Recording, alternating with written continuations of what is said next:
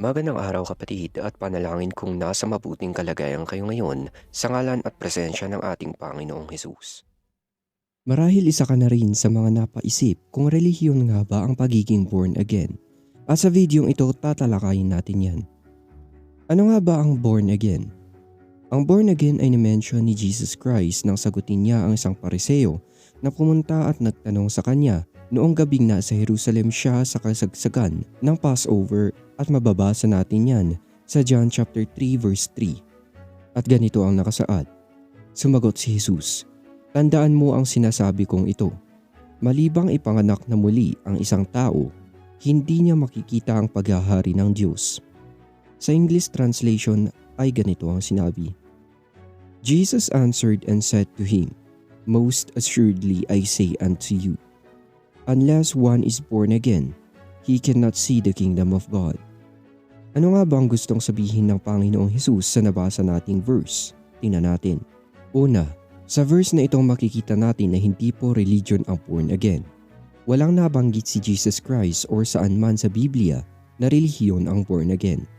Dahil magkaiba po ang relihiyon sa simbahan. Parte ng relihiyong Kristiyano ang born again church. Pangalawa, ang pagkapanganak muli ay ang pagbabago ng isang tao. Lahat ng taong sumasampalataya sa Diyos na nagbago o nabago ang kanyang buhay ay mga born again. Kung iisipin natin, ang bagong silang na sanggol ay bago ang kanyang katauhan or meron tayong kung tawagin ay new nature.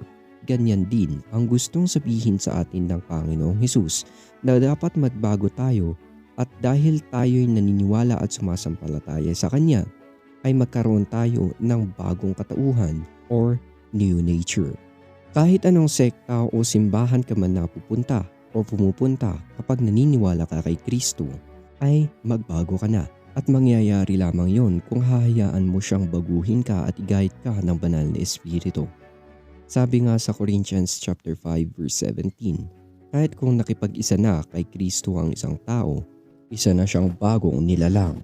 Tandaan kapatid na hindi ka matatawag na born again kung ikaw ay hindi nagbago o nabago dahil sa pananampalataya.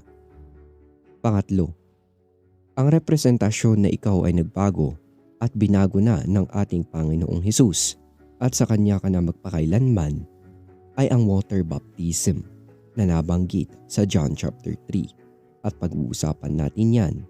At ang dalawang nabanggit na baptism sa John chapter 3, ang water baptism at baptism of the Holy Spirit sa susunod na video.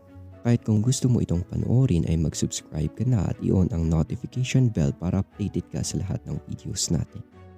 Maraming salamat sa panonood at magkita tayong muli sa susunod mga kapatid. God bless and to God be the glory. Goodbye.